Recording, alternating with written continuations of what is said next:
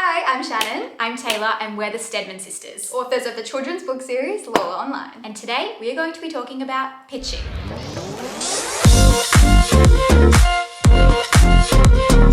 So we're children's authors, and anyone else who's an author or a writer know that pitching is such an important part about getting your work out there. You could be pitching at contests, you could be pitching to agents, you could be pitching to publishers, you could be pitching to other writers. And it's a really, really important thing to show that you know everything about the project you're writing. You know how to sell it, you know where it sits in the market. Like, pitching is such a crucial part of being an author.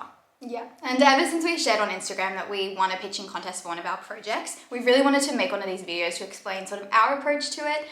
Do keep in mind that this is what worked for us. It's not like a one-size-fits-all type thing. Definitely not. But hopefully our tips can help you out in some way. There's all different kinds of pitches as well. You know, for example, a Twitter pitch, which is a couple sentences really, an elevator pitch where you only have a very brief window of time to actually explain your idea to somebody, usually in person, I think that one would be. You could do a 1-minute pitch, a 2-minute pitch. Written pitches, spoken pitches. There's so many different scenarios where you will need to know everything about your work if you have the opportunity to pitch it to someone of importance. So like we said, we're going to share the formula of what's worked for us, and the best thing that we have found is creating a 1-minute pitch. We find it's the most adaptable scenario. You can put everything you need in there, and then you can shorten it, or you can make it longer depending on the format that you need. You can even mix and match the order around as long as you have the specific details that are required, usually in a pitch, then you have something adaptable. You can definitely mix and match the order of things, but we would recommend looking at the guidelines of anywhere that you're looking to pitch. So if you're entering a pitching contest, look at the guidelines of how they want you to do it, if they give you any instruction on the order, because some people like things like the metadata first. We personally like to do it in a different order, but always make sure you're following the guidelines, especially if you're doing something like agent querying. That's the most important thing, that you're tailoring your pitch to the person that you're pitching it to. So without further ado, here are our tips to pitching. Okay, so our step number 1 is the part where you actually pitch your story, and we like to call it the blurb. So our first tip for making your blurb the very best it can be is to keep it short and streamline it. So the main things you need to include in this is, who is your MC? What is their main goal? And what is standing in their way? During this, you also want to make sure that you hook the reader and create enough intrigue that they want to know more. So cut anything that's not super integral to the plot. Don't go mentioning characters that don't really have that much to do with sort of the overarching plot of your main character. Even if you love them, I know. cut them out. Focus on the complications, the high stakes situations, any details that you feel are really important. Definitely keep it short and streamline it. So our next tip for the blurb is to inject a lot of personality into the way you write it or the way that you say it. It's a great idea to take on the personality of your character or your narrator, and that way you can actually showcase the tone of your work through the blurb. We like to imagine that the blurb for our pitch is literally the blurb on the back of a book. Yeah. So, it's the amount of information that you give when you're trying to get someone to read it and trying to get them to understand the voice, the tone of the book, the personality. So use as much as you can. For example, for our chapter book series, LOLA Online, she's a super sassy character. So we make sure that when we're pitching that series, we use that kind of tone throughout it. Lots of confidence. Lots of confidence. It's a funny book. We use comedy. Basically, use personality to get the general vibe of the book across. Next tip, don't give any spoilers away. You definitely want to intrigue the reader, as we said before, but you need to keep them wanting more. You need them to be like, what happens next? I have no idea where this is going to go and I'm dying to find out. So don't give away your ending in a pitch. Yeah. That's a synopsis, which is a totally different story. Yeah. Next tip is to have fun with it. Consider things like your layout. For example, in our book LOLA Online, it's her birthday party, and she's creating, throughout the book, she creates different checklists for all the things she needs for her birthday party. So we've taken on that format in our pitch and actually used it to lay it out. And I think that's a really fun way to play with form and to make your pitch different from somebody else's, make it stand out. If your book was featuring letters or postcards or diary entries, there's those sorts of things that you can do. And you don't have to, but we found that it's worked for us. And I think they're the more memorable ones as well, to be honest, like that we've ever had. Definitely.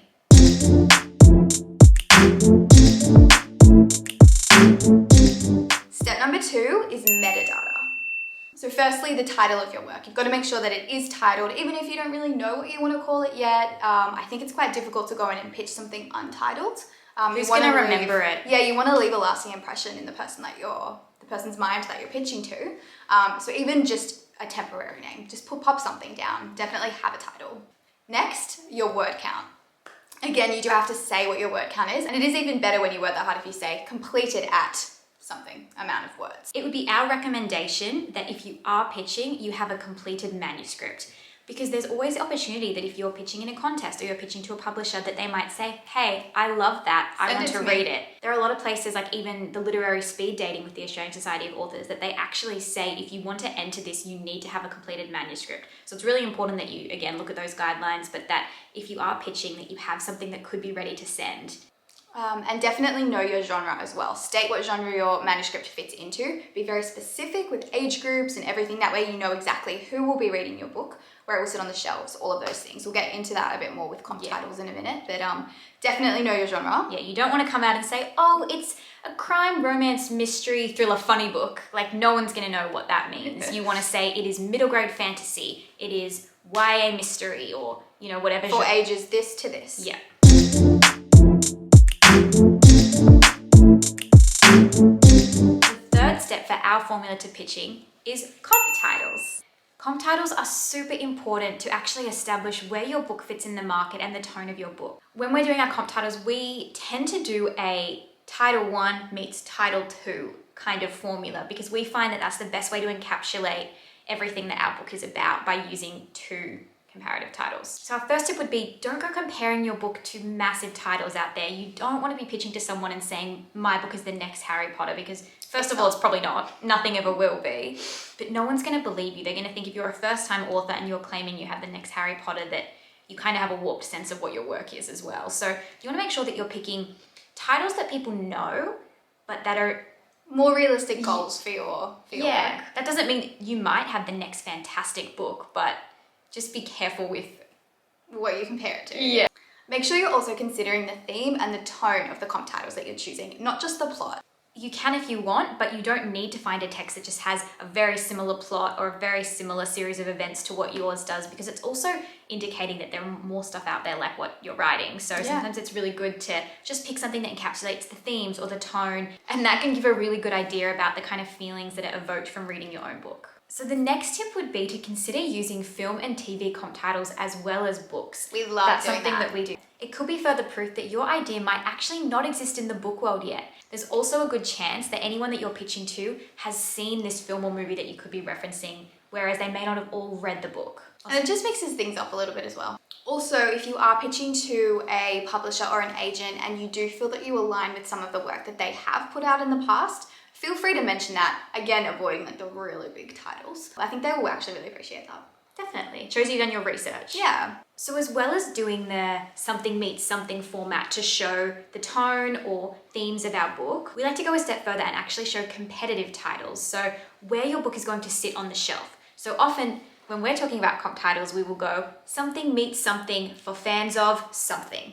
This just gives a really good indication that you actually know who is going to be reading your book, what else they're reading, exactly where it sits in the market. And overall, if you use this formula for comp titles, it shows that you have a really comprehensive knowledge of the book market.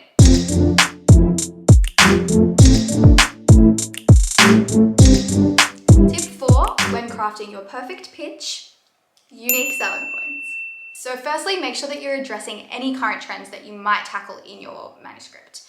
Publishers and agents are always looking for the next thing, or they have very specific themes or issues that they really want projects that work on. So make sure that if there is anything unique about your book, is it tackling something like the internet? Is it tackling any kind of movements in the world or something that's having a moment? Because they're the kind of things you want to pull out and mention so that someone can know exactly what any unique selling points of your manuscript are. So LOLA Online has a huge online YouTube focus. The publisher that we ended up signing with at Scholastic was actually looking for an online focused book. So we're really lucky that when we were talking about our project and pitching our project, that we actually made sure that was at the forefront of our pitch.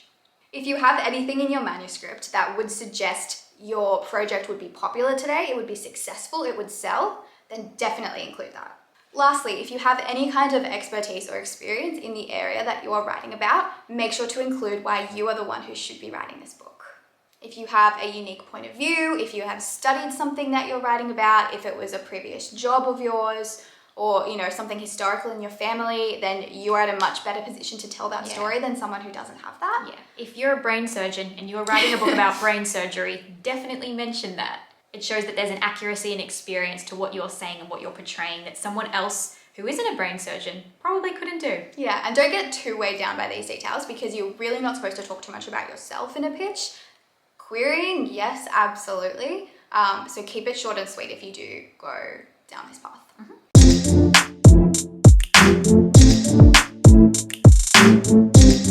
Our final step for pitching, which is actually an optional one, is the ending. Something we would recommend though, which shouldn't be optional, is thanking everyone for their time and for their consideration, if it is a spoken word one, of course. I mean, even if it's an email, a good, nice little thank you at the end. Exactly, never hurts to be polite. But what we like to do is always finish off with a tagline, a catchphrase. A quote from the book. Exactly, some kind of little tidbit that leaves a lasting note about what your book is like, something that they can remember, something that shows your book is super marketable and that it has, the potential to be branded in a certain way. Nice little thing to tie everything up in the end, and also it's fun. Just have a little bit of fun with it. It's super fun.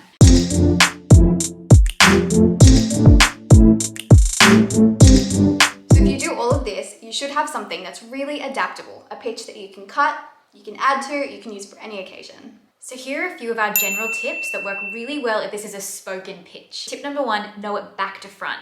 Know it off by heart. It looks so much better if you don't have a piece of paper in front of you and you can rattle off this pitch from your brain. It shows that you know your project so well. And then you've got plenty of room for eye contact. Yes, eye contact, another tip.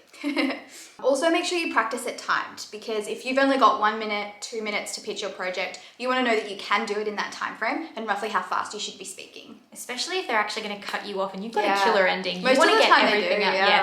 They'll time it and they'll cut you off. Make sure you execute it with personality and confidence. This is your chance to make an impression. Anyone who's listening to your pitch knows how passionate you are and how exciting your project can sound, because they only can hear what you get to convey about it in that 1-2 minutes. Yeah, it's a chance to not only get to know your work, but you as well. Exactly. Also, if you are in a position where you are standing in front of the publishers just having pitched and they actually give you feedback on your project, even if you weren't expecting feedback or even if you don't agree with it, just be super polite, thank them for their time and for their words. And then you really do have something solid to actually go off. Yeah, and really consider their feedback and take it on board. Yeah, it's probably right. When we did our pitch, it was the first time we'd ever done a pitch in real life, and we actually ended up doing it to a panel of publishing judges and a room of over 100 people. And it was super daunting, but at the same time, we just tuned everyone out, focused on the publishers, delivered it with lots of confidence. And then we had people coming up to us after and at festivals to follow saying that was such a great pitch and they really remembered it. And it's because we used all of these tips. One of the publishers did actually say once we finished our pitch, now that's how you pitch. Again, it was just what worked for us. It was in the Australian industry. Things could be different everywhere, but hopefully you have found something really helpful in these tips for yourself.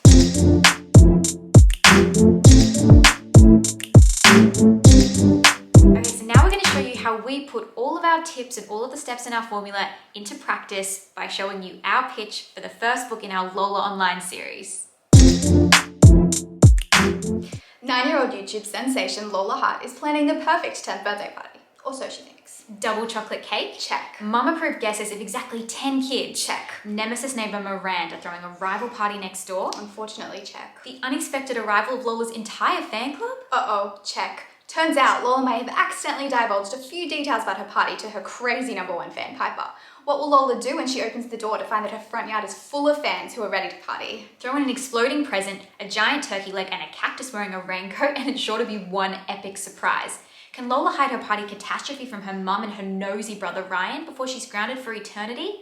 Getting older should come with a warning. LOLA Online is aimed at readers aged 7+ and is complete at 19,000 words. It's iCarly meets Phineas and Ferb in chapter book form, perfect for fans of the Dork Diaries and pizzazz. It explores the popularity of YouTube among kids while showcasing the potential dangers, all from the perspective of a child YouTube star, an approach we have yet to encounter in junior fiction. It will pique the interest of the kids who are captivated by the internet and encourage them to put down their iPad and pick up a book. LOLA Online is double the digits, Double the trouble, double the fun.